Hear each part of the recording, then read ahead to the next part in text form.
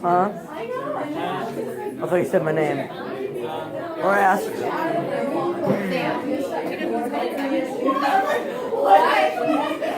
No idea.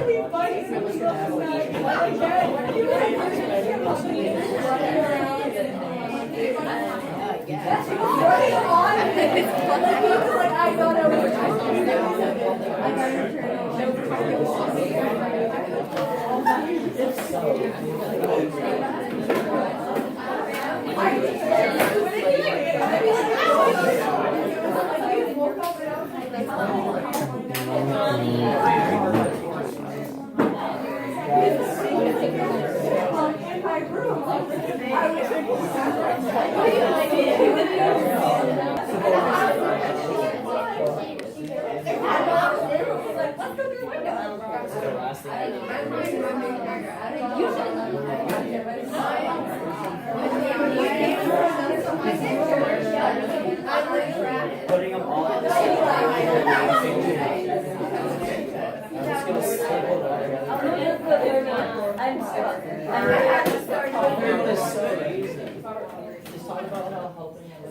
You turn both lights off. Like both lights off and you can see the thing. All right, class. So I'd like to start out my speech by asking, how many of you are for gun control? All right, how many of you would like to see less guns in civilian hands? How many of you just don't know about the issue in general? Don't have enough knowledge to formulate your own opinion? All right, I hope I can shed some light on this opinion, on some of your thoughts then. Now, as you know, when the Bill of Rights was added to the Constitution, it was added by the Federalists to quell anti-Federalist fears that the new government would be too powerful. In the Bill of Rights, the Second Amendment of our Constitution states, "A well-regulated militia, being necessary to security of a free state, the right of the people to keep and bear arms shall not be infringed." What is it about that last four words that are so hard for people to understand? As we speak down in Washington, there are politicians, senators, congressmen, a presidential candidate who are working tirelessly to suspend and limit the Second Amendment rights of our United States citizens. Now you may ask, Jake, why do you care about this so much? Well, to answer that question, I've been shooting for 5 years. Ever since I started in Boy Scouts back when I was 11. I've been shooting, I've shot rifle, pistol, shotgun. I know basic gun safety enough not to be an idiot when acting around firearms. I'm here to tell you, dispel all the myths, most of the myths that the media spews at you about gun control and how it affects you, the citizens. First off, let's talk about so-called assault weapons. I'll start off by saying actual machine guns and assault rifles are heavily regulated by the ATF. If they're made after 1986, they're completely banned from civilian ownership. If they're made before 1986, they require a $200 tax stamp from the ATF, which is the Bureau of Alcohol, Tobacco, and Firearms. They require about 6 months of paperwork and giving your thumbprint to the government.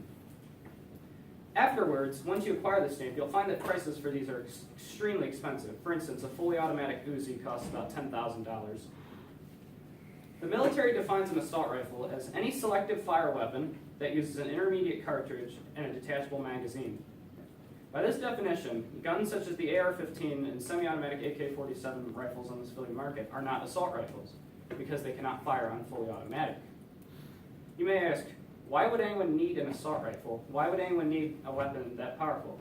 Well, as you can see behind me, AR-15s are great for competition shooting, hunting, for small games such as coyote and boars when on a ranch, where they can harm livestock.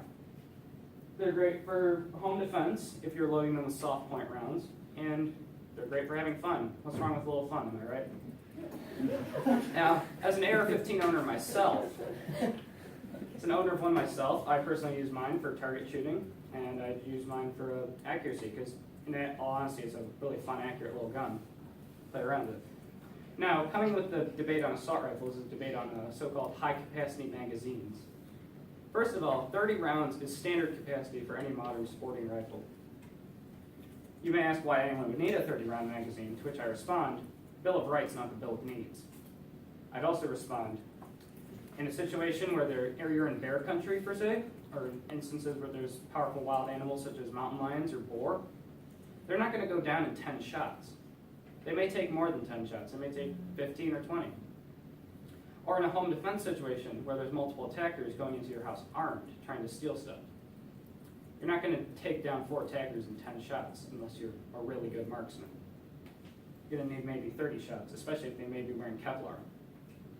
Lastly, on this issue, the term military grade is ridiculous.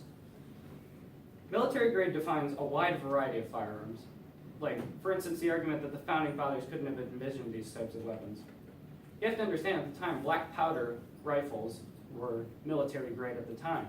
Plus, they also had weapons at the time, like these things called knock guns. They were shotgun type weapons with multiple barrels, and they would fire out multiple shots at once. And there was also an invention called the puckle gun, which is basically an early 18th century minigun, or a Gatling gun. So what I'm trying to say, military grade is not a good term. Also, for instance, I own a bolt-action Mosin Nagant rifle from World War II.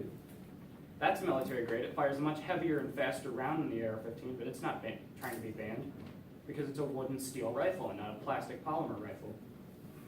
I guess what I'm trying to get across is politicians want these guns banned because they look scary, and it's what they're capable of doing, instead of what they're used for by civilian shooters. Now let's talk about concealed carry. I have an anecdote for this one. My sister, back when she lived in North Carolina, was going into a Walmart to purchase groceries for her, at the time, maybe 6-month-old daughter. When she was entering the store, she had exited her vehicle, and she noticed that near her, a van had pulled up, and a man walked out and was slowly trailing behind her. She noticed that he had gone into the store with her, but in the middle of the store, she'd lost track of him. As she walked out of the store after she'd bought her groceries, she noticed the man was still there, but trailing off to the side. She noticed as she was walking to her car, the man was quickening his pace towards her. So she did what any person should, realizing she lives in an open carry state. She lifted her shirt up and revealed her sidearm on her 9mm Smith & Wesson handgun she concealed carries. That man turned around faster than she'd ever seen any other man turn around before. Concealed carrying provides defense in a situation where pepper spray, stun guns, brass knuckles, that's not going to cut it. Someone sees pepper spray, they're just going to say, oh, it's an irritant. It's only going to harm me temporarily. You pull out a handgun, they're out of there.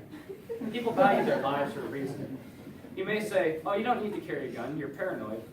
You're paranoid if you carry a gun. Well, it's better to have something and not need it than need something and not have it. Also, you may argue you don't need to carry a gun, the police have guns. To put a policeman on every street corner would be borderline Orwellian and dystopian. Secondly, the average response time of a 911 call is about, dispatch first responder would be about 11 minutes. The average response time of a 9mm hollow point round exiting the barrel of a handgun is about 1,350 feet per second. Big time difference. Lastly, I'd like to discuss the process of buying a firearm. I went down to a local gun store at South Amherst near Jamie's Flea Market, Defensive Line. I interviewed the owner there, Tim Schaefer, a very good guy. I've actually bought a few things from him. In order to become a firearms dealer, a legal firearms dealer, one has to go through the process of purchasing an FFL license, which requires you to get an extensive background check by the FBI and a personal interview with an ATF agent. After you've acquired this license, in order for someone to buy a gun, they have to fill out an ATF Form 4473, which asks if they have a criminal record or dishonorable discharge from the military, and if fail those requirements, you don't get the gun. Lying on these tests, that's not going to cut it when it's basically federal background checks. There already is universal background checks, so there's no need to push for more of these. As a dealer, you can deny the person the right to buy a firearm if they look sketchy or they may be attempting to commit a straw purchase. Straw purchase being buying a firearm for someone who's not legally able to buy a firearm, buying a firearm for a felon. The gun show loophole also that they claim exists does not exist because it's federal law that to work at a gun show you have to have an FFL license and be a licensed dealer of firearms. Also, the NRA, they're the biggest lobbyist group in America that's demonized by the media. They were originally founded to protect the rights of former slaves from owning firearms. You heard me.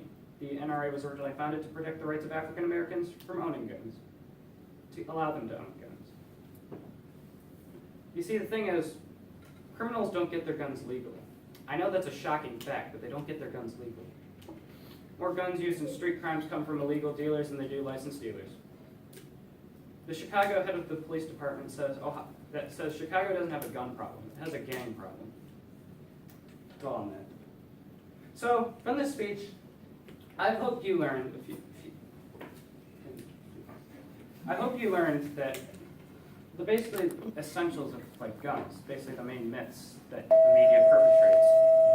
I hope you realize for gun owners, we're not psychopaths, we're not murderers, we're not racists, we're not rednecks for the most part.